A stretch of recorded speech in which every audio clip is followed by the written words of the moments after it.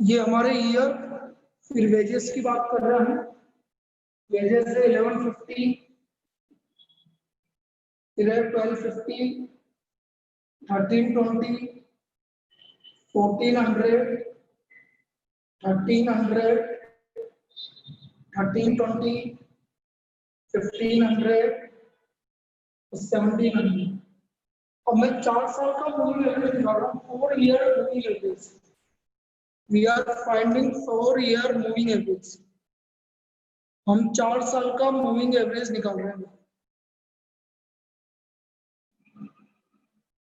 अब यदि मुझे 4 ईयर मूविंग एवरेज निकालना है, एक सेकंड इसको सेट कर, 4 ईयर मूविंग एवरेज निकालना है हमें, तो हम क्या करेंगे, 1150, 1250, 1320 और 1420, इन चारों का बेटा एवरेज निकाल के बताओ। 1150, 1250, 1320 और 1400, इन चारों का एवरेज निकाल के बताओ कितना है। इन चारों का एवरेज निकाल के बताओ कितना है। 1280 नहीं बेटा, दोबारा चेक करो देखो।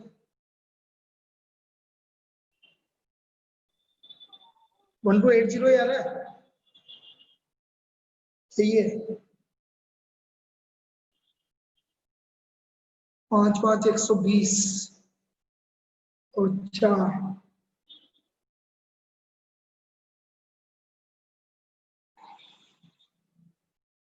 यही आ रहा होगा, चलो ठीक है। अब देखो ये कितना आ रहा, 1280 आ रहा। 1280 आप कहाँ लिखोगे ये चीज समझो। 1280 आप कहाँ लिखोगे ये चीज समझनी है। हम 1280 यहाँ लिखेंगे, ये 2 साल, ये 2 साल इसके बीच, ये आएगा यहाँ पर आएगा 1280, इसके बीच में आएगा, ये इसके बीच में आएगा 1280। आया समझ में, क्लियर है भाई। 4 साल का डिफरेंस। अब अगले 4 साल का डिफरेंस निकालो भाई। 1250, 1320, 1400 और 1300, इनका एवरेज निकालो। 1250, 1320, 1400, 1300, इनका एवरेज निकालो अगले 4 का। अगले 4 का एवरेज निकालो। 1317.5। तो बेटा ये यहाँ है, बोलो आएगा कि नहीं आएगा, ये यहाँ आएगा कि नहीं आएगा बताइए। ये यहाँ पर आएगा जहां मैंने लिखा, क्लियर है ये। और ये क्लियर है, ये किससे आया यहाँ पर भाई। तो 4 साल का एवरेज लेना ना, तो 4 साल मतलब 2.5 साल के बीच में आएगा भाई। 2 साल और बीच में आएगा बिल्कुल। फिर अगले 4 का एवरेज निकालो। 1335, तो बेटा 1335 यहाँ है, ये अगला एवरेज यहाँ है। 1335 अगला एवरेज यहाँ आएगा। फिर अगले 4 साल का एवरेज निकालो।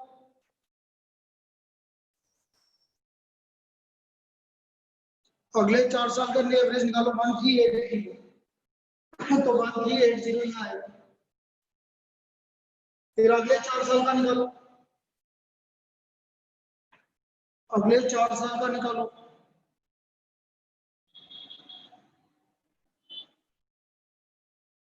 1455,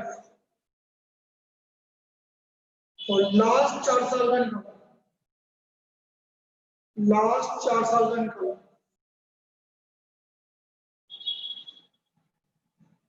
ना लास्ट 4 साल का तो निकलेगा ही नहीं सर। ये 1380 बेटा मुझे नहीं पता कुछ भी, ये तुम बता रहे हो जो लिख रहा हूँ मैं, समझ नहीं आया कैसे आया। ये इन चारों का एवरेज होगा, इन चारों का एवरेज निकाल बेटा। ये कितना आ रहा है ये बता तुम, इन 4 का एवरेज बता कितना आ रहा है। ये 1380 आ रहा है कि नहीं आ रहा। यदि आ रहा है तो यही होगा, नहीं आ रहा है तो दूसरा होगा, जो कि मुझे पता नहीं, बस यही तो आ रहा है। आ गया आप समझ में? और आ गया समझ में?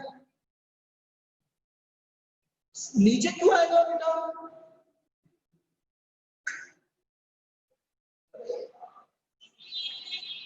ये यही तो आएगा, इन दोनों का एवरेज और इन दोनों का एवरेज इसके बीच में तो आएगा, इन चार का एवरेज इन दोनों के बीच में तो आएगा बेटा, हैं? फिर अगला वाला जो है इन दोनों का एवरेज और इन दोनों का एवरेज यही तो आएगा।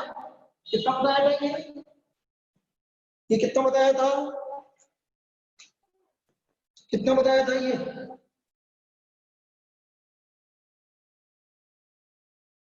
वन 1455।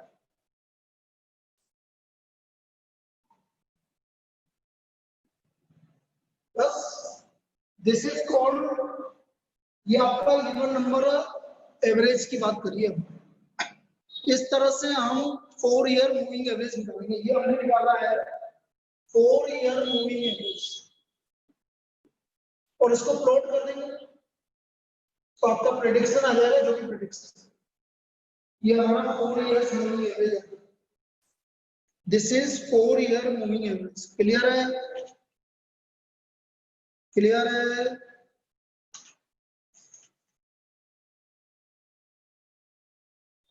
बोलिए।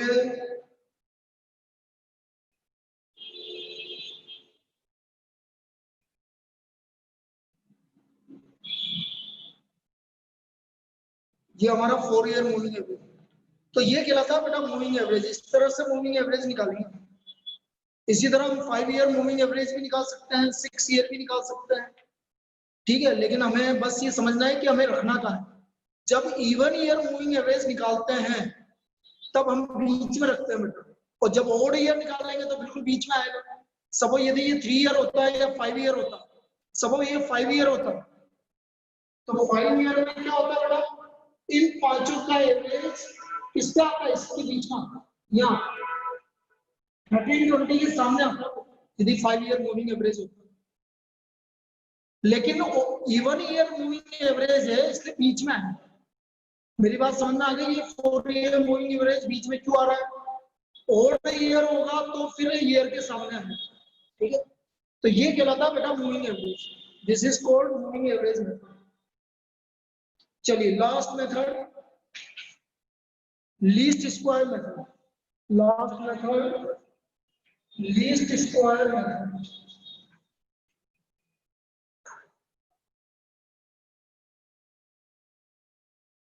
Least square method.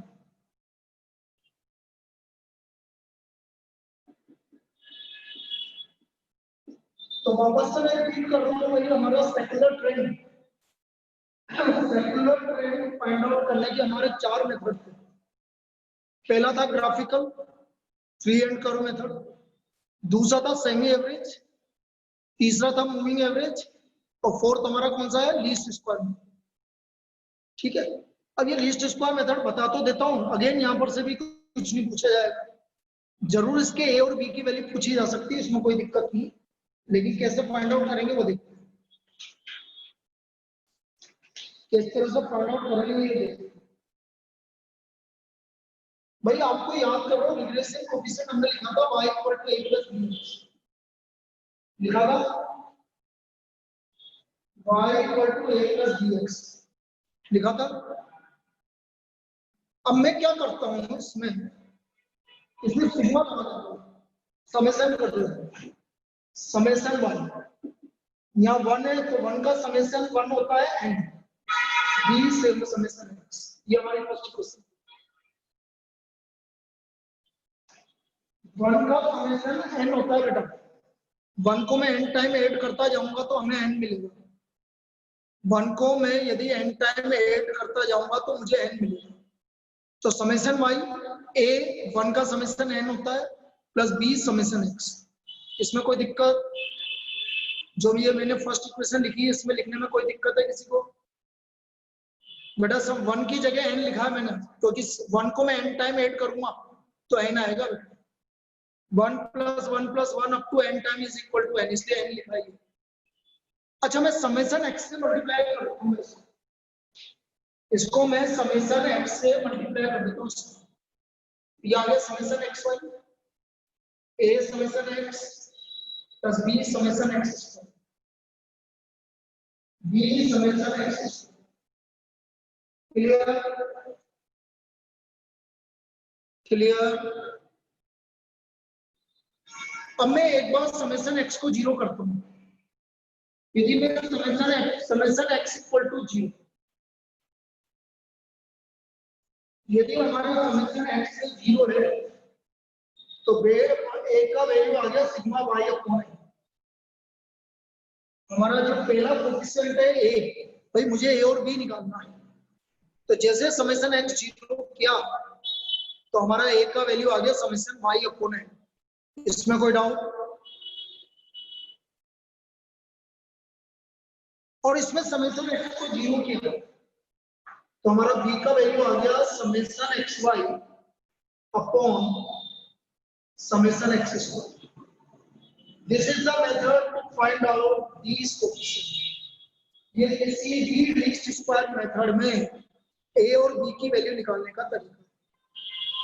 किसी भी लीस्ट स्क्वायर मेथड में ए और बी की वैल्यू निकालने का तरीका, बस ये है लीस्ट स्क्वायर मेथड।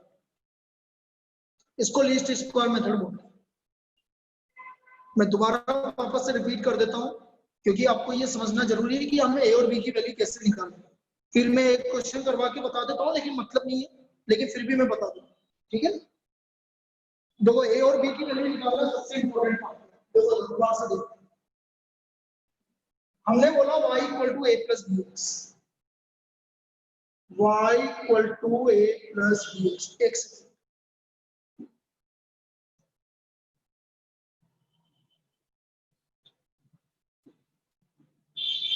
तो हो गया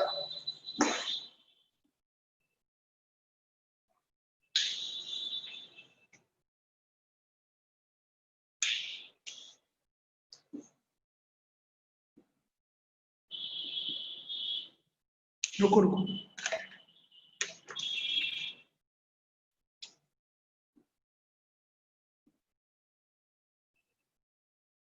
ये था भाई हमारा, ये इक्वेशन मुझे फाइंड आउट करना है। इस इक्वेशन को हमें फाइंड आउट करना है, तो मैं क्या करूंगा, सबसे पहले समेशन लिखूंगा। इसका समेशन y, ए तो कांस्टेंट है, summation 1, B summation x, summation y, summation 1 होता है बी समेशन x, फिर समेशन x से मल्टीप्लाई करते हैं, summation x y, a summation x plus b summation x square. Now when summation x equal to 0, तो हमारा एक का वैल्यू आ गया यहां से समेशन y अपॉन a, और समेशन b का वैल्यू आ गया हमारा summation xy upon b summation x square. ये हमारी a की वैल्यू है और b की वैल्यू। क्लियर? अब क्लियर है कैसे लिखा मैंने, और ये a और b की वैल्यू किस तरह से लिखी समेशन। अब मैं इसको एक प्रॉब्लम से निकाल के बताता हूं तो कि कैसे हम रिग्रेशन कोएफिशिएंट की इक्वेशन निकालें। ये हमारा लीस्ट स्क्वायर में, जैसे फर्स्ट एग्जांपल देखिए,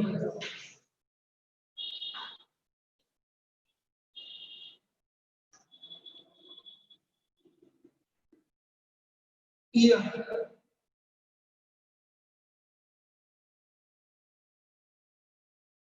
सेंस, ये एक्स मान लिया, ये बात 2005, 2006, 2007, 2008, 2009 और 2009। हमें निकालना fit straight line ten, fit straight line ten then by using least square method, then by using least square method,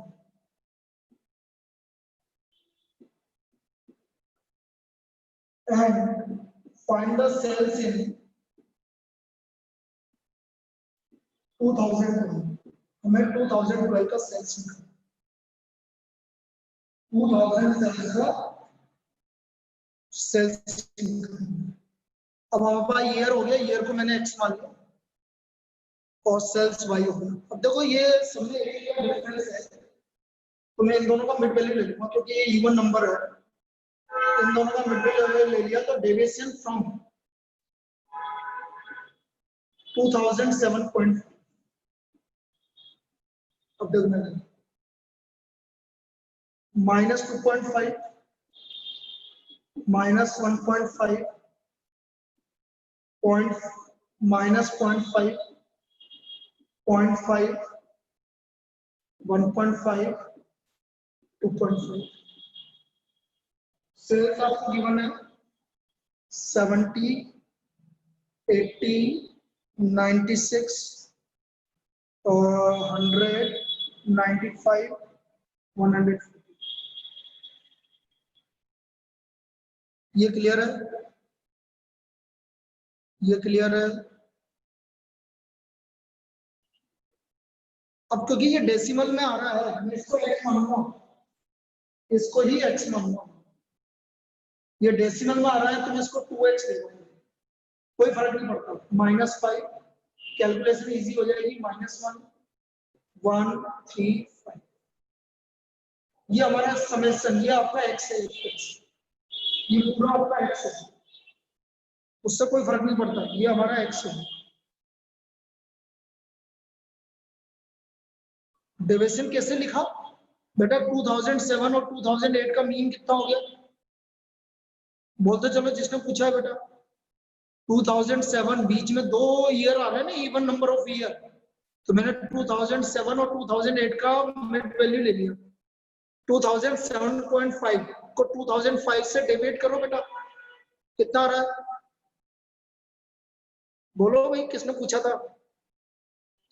2000 minus का बेटा, माइनस का 2005 माइनस 2007.5,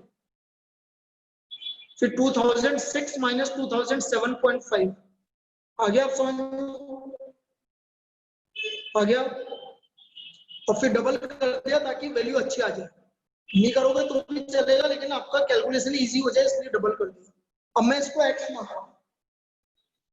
अब देखो मुझे a की वैल्यू निकालनी है। a है हमारा सिग्मा y अपॉन है और b है हमारा sigma xy upon sigma x²। ये a और b की वैल्यू निकालना है, ये हमारा a और b की वैल्यू निकालने का तरीका।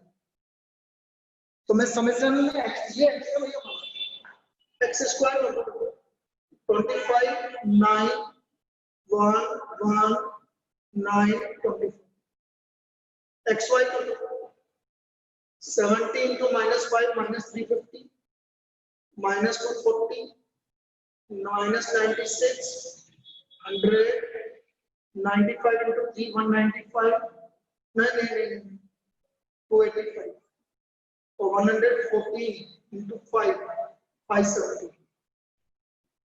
xy में कोई दिक्कत किसी को? xy में कोई दिक्कत? चलिए पहले समेशन y बताइए, समेशन y कितना आ रहा है बेटा? समेशन y बताइए कितना? समेशन y की वैल्यू कितनी आ रही है? बोलो।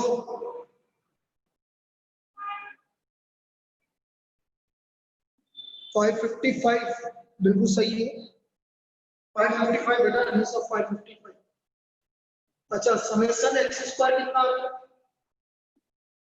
समेशन x² हो गया हमारा 9 10 10 और 35 70 हो गया। और समेशन xy कितना आ रहा है? समेशन xy कितना आ रहा है? निकालना भाई।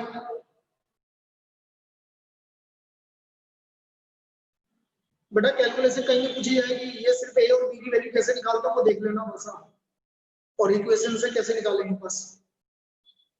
बाकी ये ऐसा क्वेश्चन नहीं आएगा, ये तो मैं तुम्हें बता रहा हूँ। ये समेशन xy कितना है वो अलग बात है, आपको उसमें काम आ जाएगा सर। ये आपका b को 216 है सर हाँ बेटा, स्क्वायर कैसे निकाला है? बेटा ये जो 2x है इसी को x मान लिया मैंने। अच्छा ठीक और इसका स्क्वायर कर दिया। ठीक। ठीक, अब वैल्यू निकालो भाई। सबसे पहले मैं a की वैल्यू निकालूंगा। a का वैल्यू है summation y 555 upon n। n कितने ईयर है? 6 ईयर। 555 अपॉन 6। n की वैल्यू बताओ, a की वैल्यू कितनी आ गई? a की वैल्यू कितनी आ गई? 92.5। ये तो हमारा a आ गया। चलिए b की वैल्यू निकालते हैं। समेशन x y हमारा 269 और समेशन x स्क्वायर 70। बोलो b की वैल्यू। b की वैल्यू कितना आ गया? 3.843 843 है ना, या 3.84 ही ले लो। तो हमारी इक्वेशन आ गई, इंटीग्रेशन इक्वेशन आ गई y equal to a plus b x। ये हमारी इंटीग्रेशन इक्वेशन आ गई। This is the integration equation. ये हमारा ये ट्रेंड आ गया भाई आपका इसका। This is the trend. ये हमारा ट्रेंड आ गया। अब हमें 2012 की वैल्यू निकालनी है। 2012 की वैल्यू निकालनी। अब बेटा 2012 कैसे आएगा? देखो 11 आएगा और 12 आएगा। 11 12 मतलब हमें 12 की वैल्यू निकालनी है। 12 की वैल्यू निकालनी है। 1 2 3 4 5 6 7 8।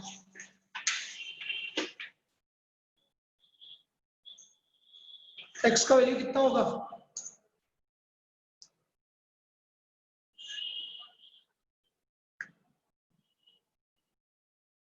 अरे यहां से निकालो ना, इधर से।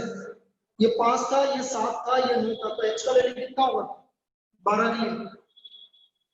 12 के लिए x का वैल्यू कितना होगा बेटा? अरे -5 -3 -1 1 3 5 7 9। तो x का वैल्यू 9 हो गया। 9 रखो।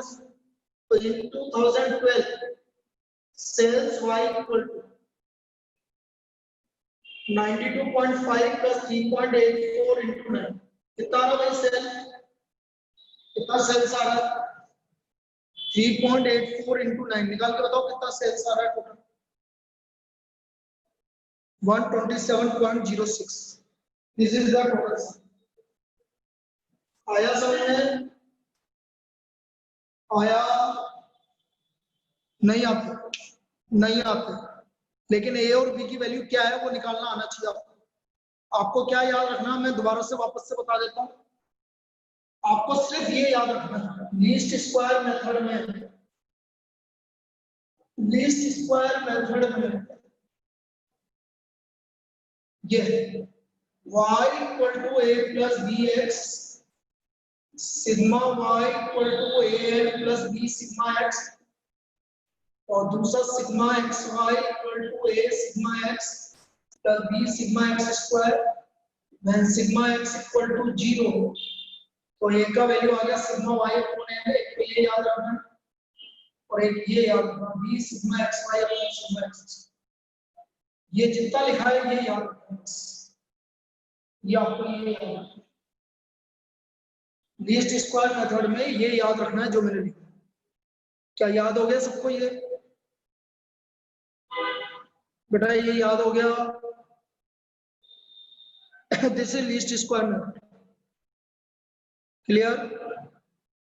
अब इसकी आपको करना कुछ नहीं है बेटा, आपको इसकी सिर्फ एक्सरसाइज करनी है बस। एक्सरसाइज थ्योरेटिकल है पूरी, उस थ्योरेटिकल एक्सरसाइज के क्वेश्चंस करने हैं आपको। चाहे रटो चाहे कुछ भी करो, रटने वाला काम है, रटने वाला काम है, लेकिन आप इसको करो। और ये आपका चैप्टर कंप्लीट हो गया। मेरा कोर्स कंप्लीट हो गया है। डिफरेंशियल इंटीग्रेशन को मैं कोर्स में नहीं मानता, वो मेरा अलग से वो मैं करवाता रहूंगा, उसमें आराम से चलते रहेंगे उसमें। आज हमारा मैथ्स का कोर्स पूरा कंप्लीट हो गया। ये मेरा कोर्स पूरा कंप्लीट हो गया। अब रिवीजन की बात करेंगे कल से। यस, कल से रिवीजन। अब कल से रिवीजन करना है तो देखो एक चीज और है। चलिए, हाँ, कॉन्ग्रेचुलेशन, पार्टी करेंगे पार्टी। क्या मेरा सबसे पहले कंप्लीट हुआ है जो मेरे को पार्टी दे है? अच्छा, मेरा ही कंप्लीट हुआ है क्या? चलो ठीक है, फिर तो पार्टी। हाँ, मेरी पार्टी ड्यू। मैंने कब मना किया था? मैंने तो संडे को इंतजार किया था तुम्हें। चलो इस संडे को आ जाओ 4 बजे। चले। हाँ, मेरा सबसे ज्यादा था, मैं मानता हूँ सबसे ज्यादा मेरा। आ जाओ, चाय पार्टी करेंगे, चाहे समोसा पार्टी। ठीक है, 4 बजे आ जाओ, चाहे समोसा पार्टी करेंगे। आ जाओ, ठीक है। चलिए, अब देखो ये तो हुआ अपना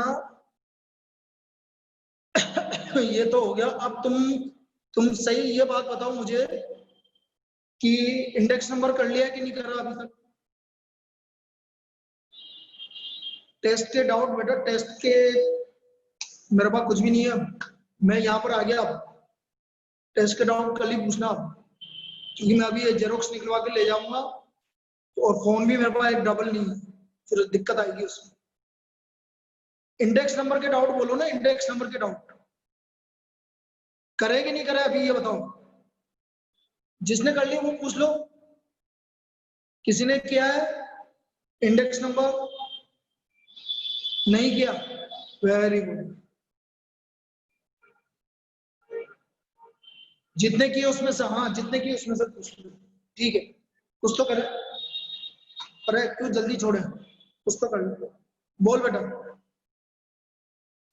पहले अपन एक काम करते हैं, जिसने कर लिए हैं मैं उनसे बोल देता हूँ। पहले हम एक्सरसाइज की बात करते हैं। एक्सरसाइज में से डाउट बोलो। एक्सरसाइज में से डाउट बोलो। सर एक्सरसाइज में तो नहीं है। नहीं है बेटा, एक आंसर करेक्शन है एक्सरसाइज में, ऑप्शन सी गलत है। तुमने देखा ही नहीं मतलब। नहीं, मैंने अब तक आंसर चेक ही नहीं किए, मैंने कल हाँ, लिए। जो भी। चलो कोई बात नहीं, हो सकता है नई बुक में आते हो सही होके। एडिशनल एडिशनल में का थी ना। 34। ठीक है बेटा रिद्धि, एडिशनल गलत का है। 34। और बोलो। गलत है सर, वो उसमें आंसर नहीं दे रखा। चलो एडिशनल का 34, इसके अलावा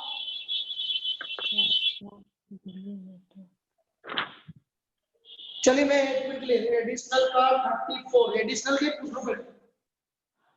एडिशनल का 34, इसके अलावा बोलो।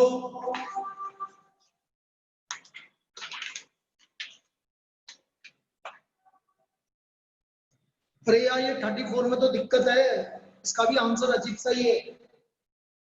बाउले index L plus P by 2 equal to 150, तो L प्लस पी हो गया 300। Fisher index under root LP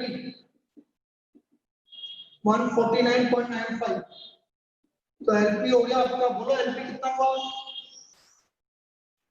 LP कितना हुआ, स्क्वायरिंग करो।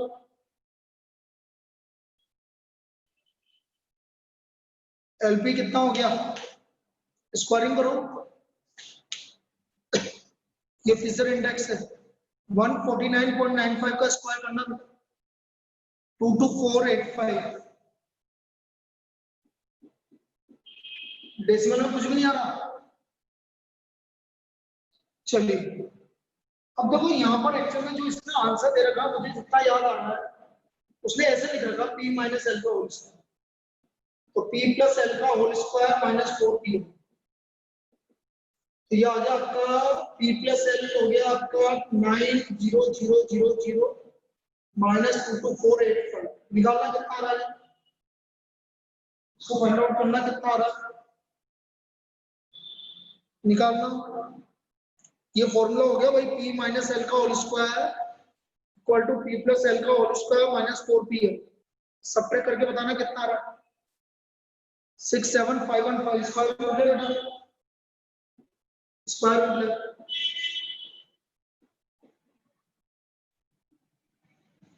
अच्छा 4PL भी तो है, सॉरी बेटा 4 क्लियर करो, 4 से मल्टीप्लाई भूल गया 22485 into 4 करके और 90,000 में से माइनस करके स्क्वायर रूट लो, तब बताओ PL P माइनस L कितना है, बताना भैया। E माइनस L कितना आ रहा है? 60 आ रहा है, चलो मान लेते हैं 60। तो P प्लस L है आपका 300, तो P माइनस L है आपका 60, क्या निकालना आपको पास से, तो 2P इक्वल टू 360। 60 थोड़ी आ रहा है, 60 आ रहा है पक्का है, चेक करो यार, 60 थोड़ी आ रहा है, 60 आ रहा है P माइनस L।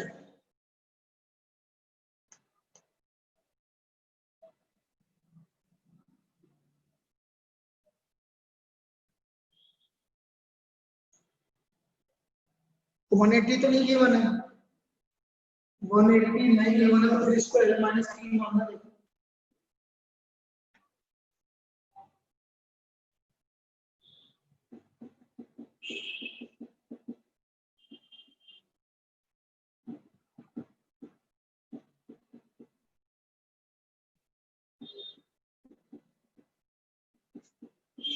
ये भी नहीं आ रहा, ये भी नहीं आ रहा होगा यार, कैलकुलेशन देखो यार, मुझे तो जितना याद आ रहा है आ रहा था, तुम्हें कुछ गड़बड़ बता रहे हो सर क्वेश्चन ही गलत होगा। एक में कहीं ना कहीं एक काम करो, सुनो मेरी बात, मैं जो जो पूछता जा रहा हूँ वो बताओ। 149.95 का स्क्वायर करो पहले, देखते हैं कितना सही है कितना गलत है। 149.95 का स्क्वायर करके बताओ। 22485.0025 हटाओ, अब 22485 into 4, 22485 into 4,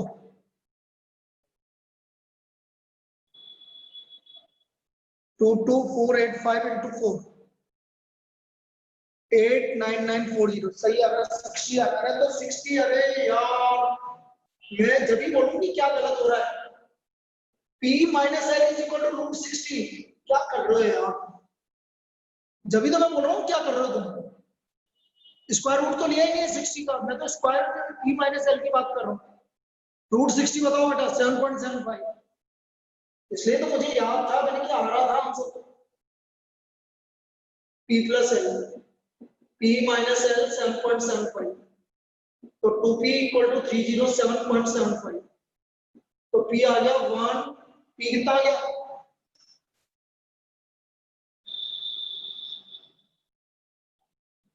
बोलो 307.75 डिवाइड बाय 2 कितना आ रहा है,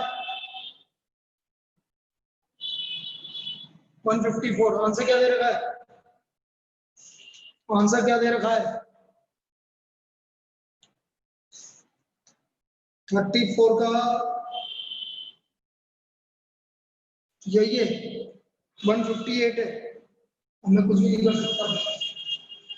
वैसे तो ये क्वेश्चन गलत है, क्योंकि मुझे थोड़ी पता P बड़ा है कि L बड़ा है, अब जो भी आ रहा है यही आ रहा है, अब तुम देख लो तुम्हें क्या करना है, मेथड ये है, ठीक है। हाँ गलत है, क्वेश्चन गलत है, इसमें कुछ और बात है, लेकिन ठीक है जो भी है। अगला 34 के बाद, 34 के बाद 50, 58, 60, 97। चलो भाई ये चार, आज ये चार ही हो पाएंगे, अब छोड़ दो, कल पूछना। 50, 58 बेटा 50, 58 में क्या दिक्कत है, 50 में क्या दिक्कत है तेरे को, जनरल इंडेक्स निकाल लेना बेटा, ओए जनरल इंडेक्स निकाल लेना 50 में तो। वो क्या होता है सूटेबल इंडेक्स मतलब? अरे sigma I W upon sigma W यार, उसी को सूटेबल बोलेंगे। सुटेबल यही है ना, क्योंकि आपका प्राइस रिलेटिव मतलब इंडेक्स गिवन है आपको, ये तो प्राइस टेस्ट रिलेटिव का मतलब होता है इंडेक्स, तो आपको इंडेक्स गिवन है और वेट गिवन है, हाँ ठीक है सर। तो sigma I W upon sigma W हो जाएगा, हाँ कर लेगी। हाँ। चलिए 50 के बाद 68, 58, given the data on the consumer goods and weight attached, compute price index for the weighted average of price relative. अरे weighted average of price relative मतलब लेस्पियर। ओए weighted average of price relative मतलब Laspeyres. अच्छा 85 का निकालना है, कैसे निकालेंगे? 85 आपका बेस 84 हो गया ना। अच्छा तो उसका समेशन करके और उससे अरे 8 का समेशन नहीं करना, प्राइस रिलेटिव निकाल पहले। मतलब अरे 0.75 ये 100 ले लिया सब आपने। इधर देख। हाँ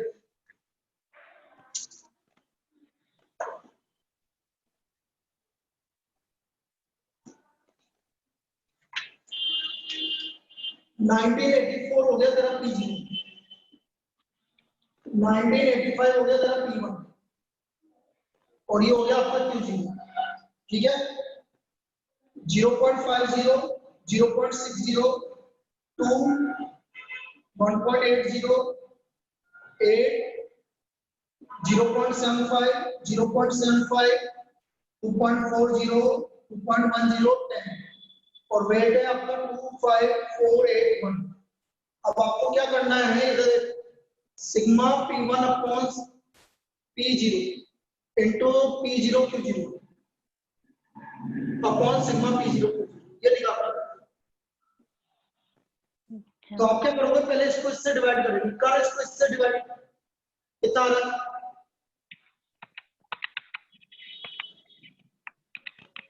1.5 1.5 इंटू दिस, इन दोनों को मल्टीप्लाई कर 3 प्लस इसको इससे डिवाइड कर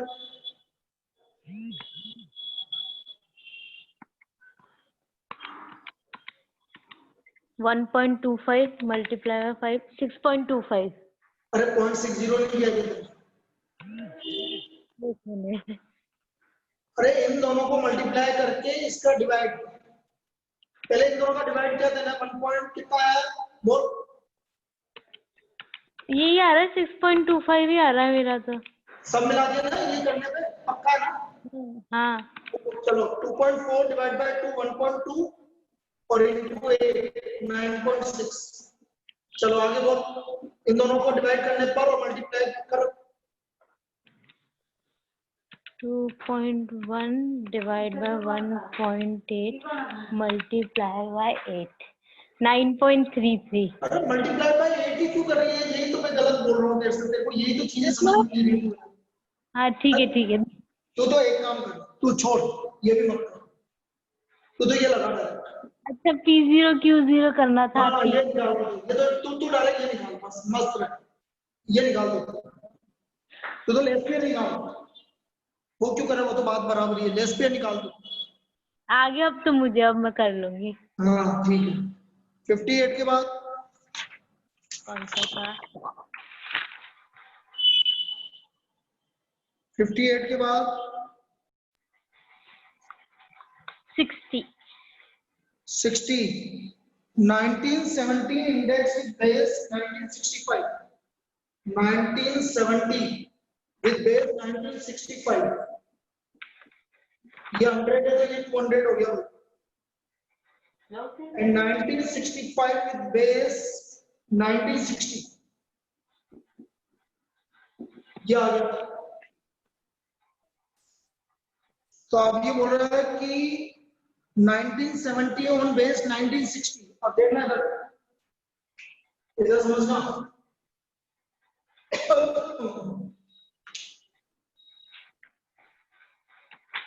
ये आ गया आपका 150 100, इसको 150 से मल्टीप्लाई कर दो और इसको 100 से कर दो, करना भाई 10,000 ये हो गया 150000 और ये हो गया 30000। कितना आ गया 300 आ रहा है क्या सर? 300 आ रहा है क्या आंसर बोल। 15,000 आएगा ना बीच में? कौन सा 15,000 आ रहा है, वो तो आने दे 15,000, उससे मुझे कोई मतलब नहीं, तो आंसर बोल 300 आ रहा है। देखती हूँ।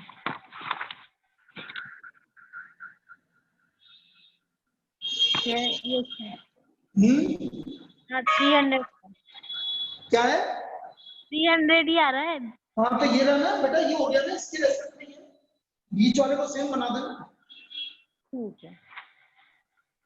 अरे भाई उसने बोला 1970 का इंडेक्स 1960 के रेस्पेक्ट में, तो बीच वाला सेम होना चाहिए। या फिर सबसे बढ़िया आपको क्या लेना है, ये वो लेना है, मीन प्रोपोर्शनल लेना है आपको। अरे हाँ दोनों हाँ को 50 से मल्टीप्लाई कर दिया, मीन प्रोपोर्शनल लेना है बेटा। क्लियर ठीक है? है। आ गया? अगला भी आ गया मुझे। अगला भी आ गया, अगला बोल फिर, और इसके बाद। बस अब नहीं है, अभी करूंगी और अभी ये नहीं है पूरे। चलिए भाई, फिर अब कल तक करो बेटा इसको, फिर सब पूछो। अच्छा सुनो सुनो सुनो, अगला टेस्ट है अपना पहला माइनर, 11 तारीख को, संडे को। क्या, एक सेकेंड,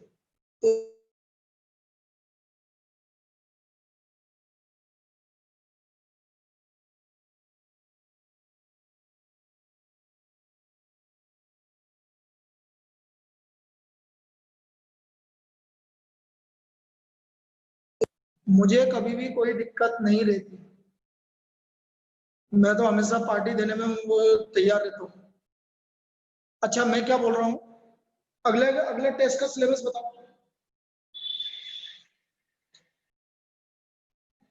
अगला टेस्ट का माइनर 1 1 5 क्या है, 1 5 क्या है, कौन बता रहा? अरे रेशियो एंड प्रपोर्शन वाला, पीएनसी, और वो सेंट्रल टेंडेंसी, और जो उसका स्टेट्स का फर्स्ट चैप्टर है ना, थ्योरी, वो स्टैटिस्टिकल बाकी, डिस्क्रिप्शन ऑफ डेटा। और बाकी अच्छा, रीजनिंग पूरी। रीजनिंग तो पूरी आएगी, रीजनिंग की तो सोचो मत।